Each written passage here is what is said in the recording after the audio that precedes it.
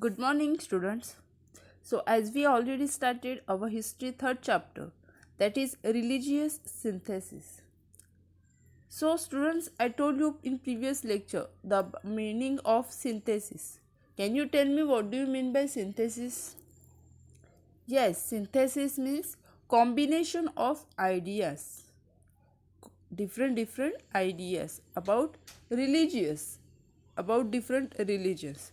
So our country India, diversity of languages and religions, different languages are spoken in our country, different religions are followed by our country people. So it is an important features of Indian society. Considering these features, considering this feature of diversity of language and religions, uh, Indian constitution has adopted principle of secularism. About this, as per this principle, the different streams of thought arose in different parts of India about religions.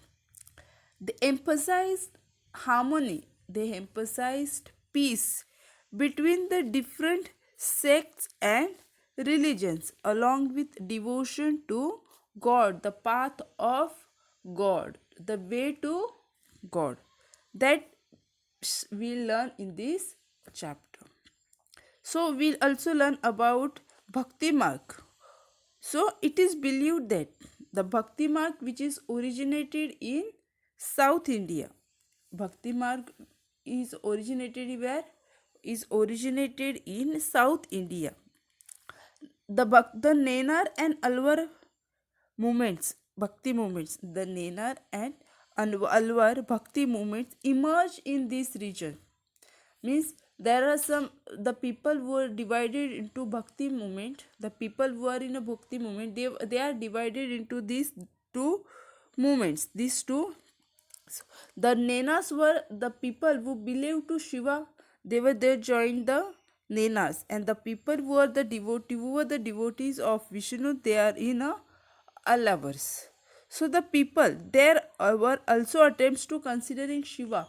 The people who follow the Shiva, they are in Nenas. The people who follow the Vishnu, they are in Alavas. The people who follow the both religions, about the Nenar also, about Shiva, the people who follow the Shiva and Vishnu, follow the values of Shiva as well as Vishnu. They are in a higher idols which depict half of the Vishnu people, half of the Shiva, were produced in this large scale. They preach values, they have a values like love of a God, compassion, and mercy. Then we also learn that Sant Ramanand, who strengthened this bhakti movement in the south also, in the north also. First it is originated in south, then it's Sant Ramanand strengthened this bhakti movement in the north.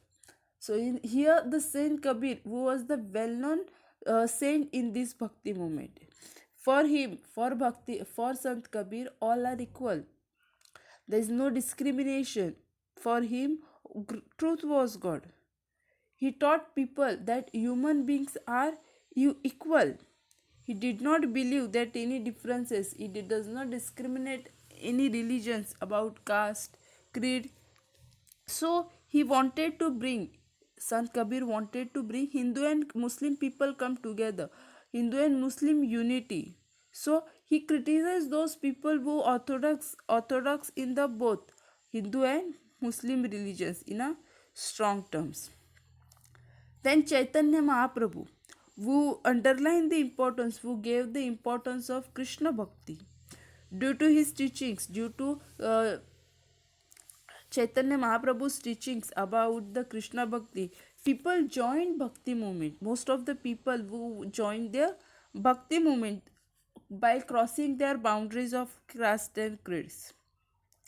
Then also the Sant Mirabai, who stressed the importance, who gave the importance of devotion of Krishna. So Sant Mirabai would belong to rich family, a royal family. Then also she herself she was the devotee of Krishna. She composed the devotional verses in Rajasthani and Gujarati. Her devotional verses give a message. Sant Mirabai's devotional verses give the message about the devotion, about tolerance and humanity. Then we learn that in Karnataka, Basaveshwar, who spread this Lingay system. Lingay system means what? He opposed the caste system and stressed the dignity of a labor. For him, Saint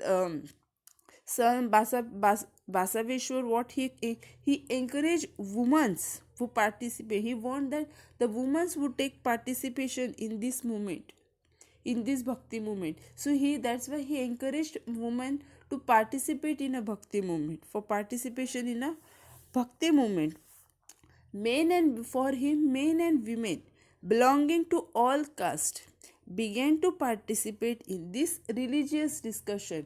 For Basaveshwar, women participate in this movement. Men and women who belonging to this region who join these religious discussions. Okay, students, now let's move further. Next is Mahanubhav Panta. Hope till here all of you understood about Bhakti movement. Okay, now let's move further. In the 13th century, Chandrakant Swami founded the Mahanubhav Panth in Maharashtra. Who founded this Mahanubhav Panth? Underline this sentence. Chakrahar Swami. Chakrahar Swami founded the Mahanubhav Panth in Maharashtra. His sect preaches devotion to Krishna. His values, his teachings towards the devotion to Krishna. Shri Govind Prabhu was the guru of Chakradhar Swami.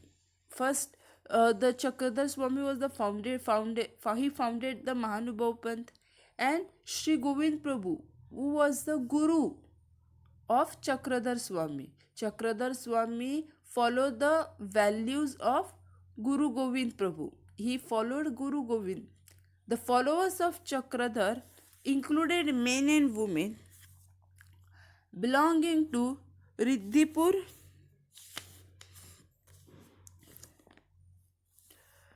in Vidarbha is an important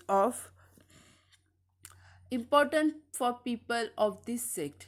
This sect had preached up to far away regions like Punjab and Afghanistan. See, Mahanubhav Panth, who was the Chakradhar Swami who founded this Mahanubhav Panth, and he followed Guru Gobind Singh was the guru of Chakradhar Swami. Chakradhar Swami followed the values of who was the follower of Guru Govind Prabhu.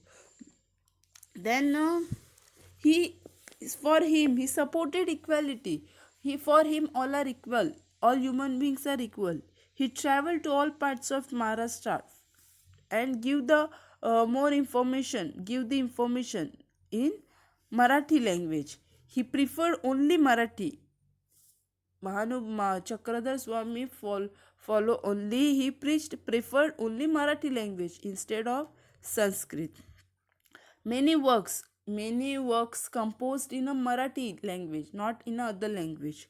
So this sect mainly spread in a Vidarbha, in Maharashtra only, in Vidarbha and Marathwada regions in Maharashtra.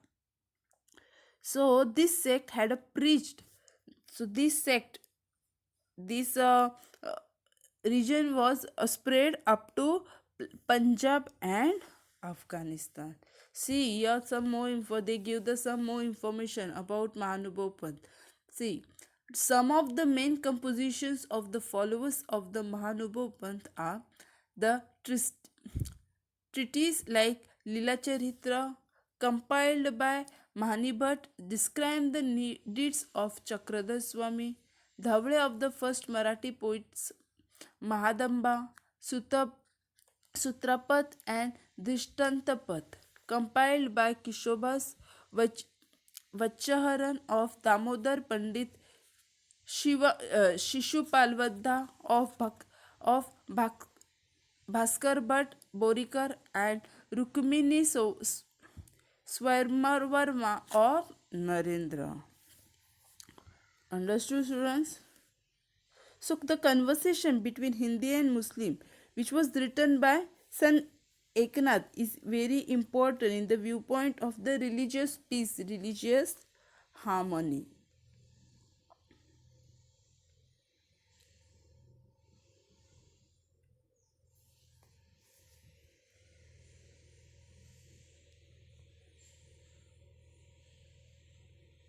Next is Guru Nanak.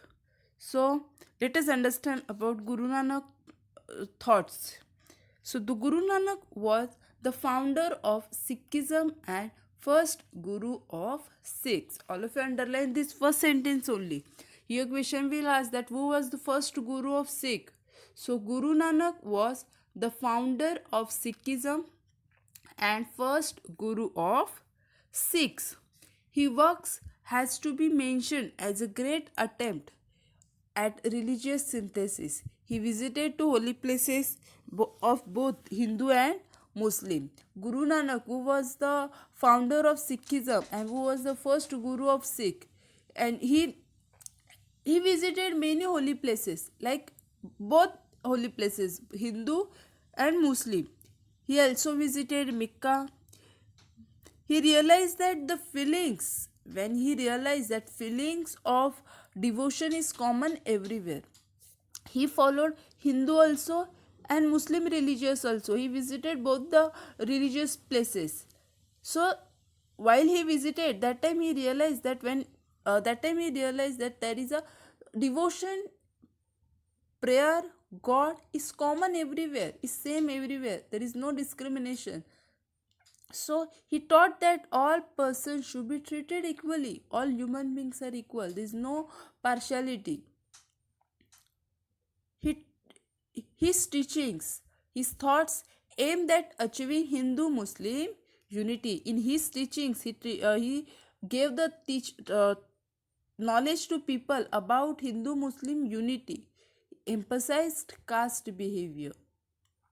First, he was the first Guru of he was of Guru Nanak, who was the first Guru of Sikhism. Sikh, for him, of he visited all places of both Hindu and Muslim. He visited all places, like all religious places. Then he realized that all the devotion to God is common everywhere, that all are equal, all people, human beings are treated equally. There's no discrimination. His teachings, his knowledge aimed at achieving Hindu and Muslim unity. So many people who influenced by teaching of Guru Nanak, many people who encouraged his teachings, his thoughts. So the number of his followers increasing day by day. So many people who followed Guru Nanak about his teachings. So that's why Guru Nanak's followers getting increased day by day. The followers of Guru Nanak are known as Sikhs.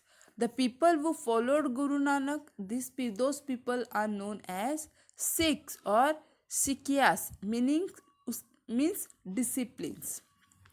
First, what there many people who followed the influenced by Guru Nanak's teachings. That's why his followers getting increased day by day. And the people who followed Guru Nanak, so these people are known as Sikh. The followers of Guru Nanak are known as Sikhs, which means disciplines. The Adi Grantha, also known as Guru Granth Sahiba, is the holy book of Sikh. The people who followed Guru Nanak teachings, those people known as Sikh people. And the Adi Grantha, also known as the Adi Grantha, is the holy book of a Sikh people. In that holy book, or they mention the about teachings, thoughts of Guru Nanak. The Adi Grantha includes, in that Adi Grantha, in that holy book, it includes the compositions of Guru Nanak, Sant Namdev, Sant Kabir, and other sons' teachings. In that holy book, they mention the teachings, that mention the thoughts of these great saints, like Guru Nanak, Saint Namdev, Saint Kabir, and other saints' teachings. Guru Nanak was succeeded by 9 gurus of the Sikh. Guru Nanak was the ninth guru of a Sikh, was the founder of a Sikhism, but he was the ninth guru of Sikh. Guru Gobind Singh was the 10th guru of Sikh.